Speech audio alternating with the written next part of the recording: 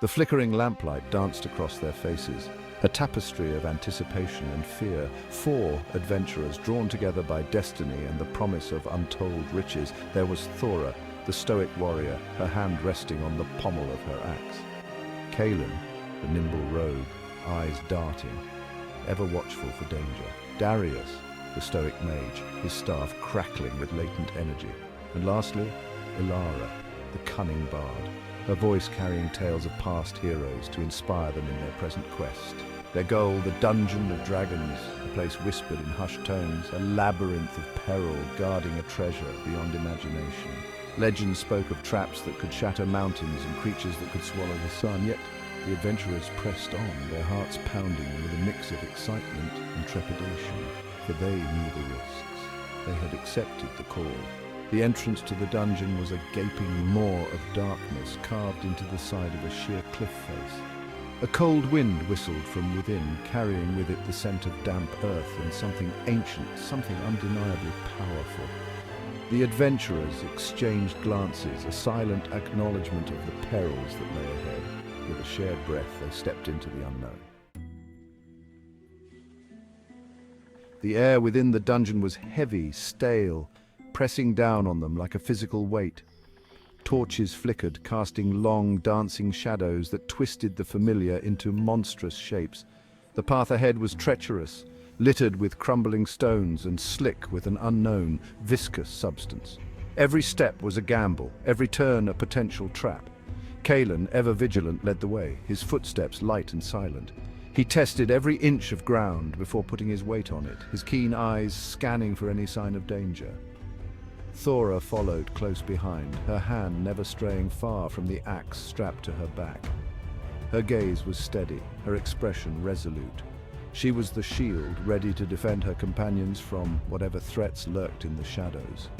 Darius, muttering arcane words under his breath, kept his staff raised, its tip glowing with a soft, ethereal light. The magic illuminated the path ahead, revealing ancient runes etched into the walls. The runes pulsed with an otherworldly energy, a constant reminder of the dungeon's mystical nature.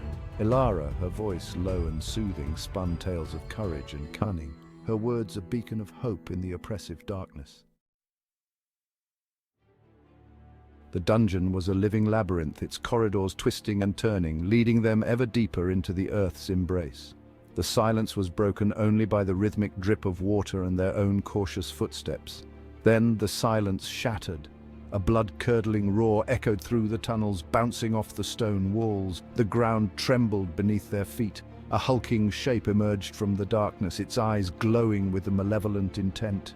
It was a creature of nightmare, a grotesque amalgamation of bone and muscle, its claws sharp as daggers, its teeth bared in a silent snarl. Fear threatened to consume them, but the adventurers stood their ground. Thora charged forward, her axe a silver blur in the flickering light. With a deafening clang, metal met bone. The creature roared again, enraged by her defiance. Kaelin darted in and out of the shadows, his daggers finding weak points in the monster's hide.